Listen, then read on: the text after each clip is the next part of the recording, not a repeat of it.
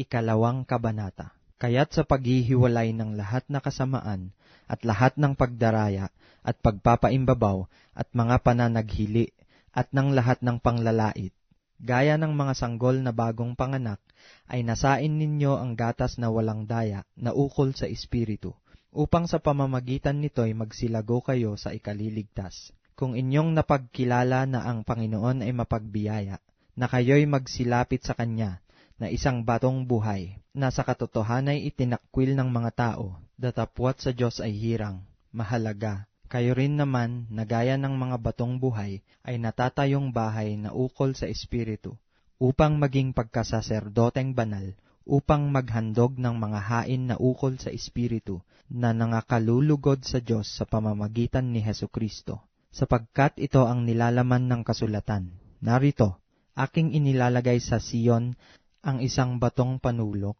na pangulo, hirang mahalaga, at ang sumasampalataya sa kanya ay hindi mapapahiya. Sa inyo ngang nangananampalataya, siya'y mahalaga. Datapwat sa hindi nangananampalataya, ang batong itinakwil ng nagsisipagtayo ng bahay, siyang naging pangulo sa panulok, at batong katitisuran, at bato na pangbuwal, sapagkat sila ay natitisod sa salita, palibhasay mga suwail, na dito rin naman sila itinilaga. Datapwat kayo'y isang lahing hirang, isang makaharing pagkasaserdote, bansang banal, bayang pag-aaring sarili ng Diyos, upang inyong ipahayag ang mga karangalan niyaong tumawag sa inyo mula sa kadiliman, hanggang sa kanyang kagilagilalas na kaliwanagan, na nang nakaraang panahon ay hindi bayan, datapwat ngayoy bayan ng Diyos, na hindi nagsipagkamit ng awa, datapwat ngayoy nagsipagkamit ng awa. Mga minamahal, ipinamamanhik ko sa inyong tulad sa mga nangingibang bayan at nagsisipaglakbay, na kayo'y magsipagpigil sa mga masamang pita ng laman, na nakikipaglaban sa kaluluwa, na kayo'y mangagkaroon ng timtimang ugali sa gitna ng mga hentil, upang sa mga bagay na ipinagsasalita nila laban sa inyong tulad na nagsisigawa ng masama, dahil sa inyong mabubuting gawa na kanilang nakikita, ay purihin nila ang Diyos sa araw ng pagdalaw. Kayo'y pasakop sa bawat palatuntunan ng tao alang-alang sa Panginoon, maging sa hari na kataas-taasan, o sa mga gobernador na sinugo niya sa panghihiganti sa nagsisigawa ng masama at sa kapurihan ng nagsisigawa ng mabuti, sapagkat siyang kalooban ng Diyos na dahil sa paggawa ng mabuti ay inyong mapatahimik ang kamangmangan ng mga taong palalo, na gaya ng kayo'y mga laya, at ang inyong kalayaan ay hindi ginagamit na balabal ng kasamaan, kundi gaya ng mga alipin ng Diyos. Igalang ninyo ang lahat ng mga tao.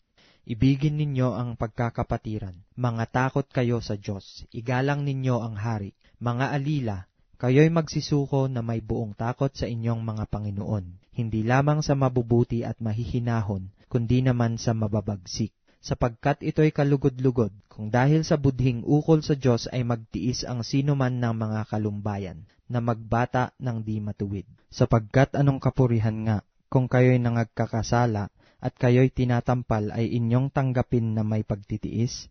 Ngunit kung kayo'y gumagawa ng mabuti, at kayo'y nagbabata, ay inyong tanggapin na may pagtitiis. Ito'y kalugod-lugod sa Diyos, sapagkat sa ganitong bagay kayo'y tinawag, sapagkat si Kristo man ay nagbata dahil sa inyo, na kayo'y iniwanan ng halimbawa, upang kayo'y magsisunod sa mga hakbang niya, na siya'y hindi nagkasala o kinasumpungan man ng daya ang kanyang bibig, na nang siya'y alipustahin, ay hindi gumanti ng pag-aalipusta, nang siya'y magbata, ay hindi nagbala, kundi ipinagkatiwala ang kanyang sarili doon sa humahatol ng matuwid, na siya rin ang nagdala ng ating mga kasalanan sa kanyang katawan sa ibabaw ng kahoy, upang pagkamatay natin sa mga kasalanan, ay mga buhay tayo sa katuwiran, na dahil sa kanyang mga sugat ay nangagsigaling kayo. Sapagkat kayo'y gaya ng mga tupang nangaliligaw, datapwat ngayon ay nangabalik kayo sa pastor at obispo ng inyong mga kaluluwa.